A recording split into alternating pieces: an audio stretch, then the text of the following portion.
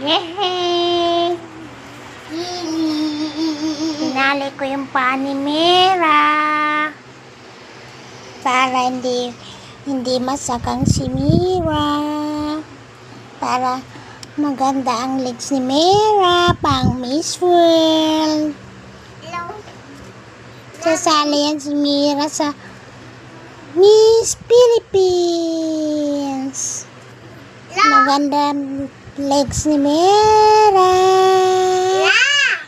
Parang si Tita Jojoy. At saka si Mami.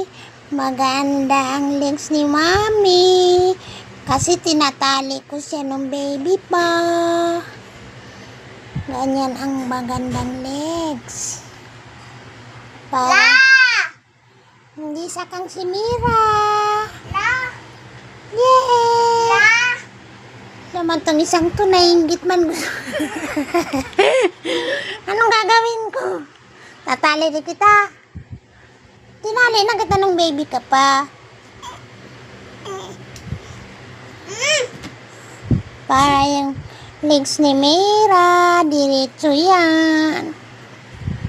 Straight yung legs ni Mira. Gusto mo yung straight lang legs mo? Maganda legs ni Mira.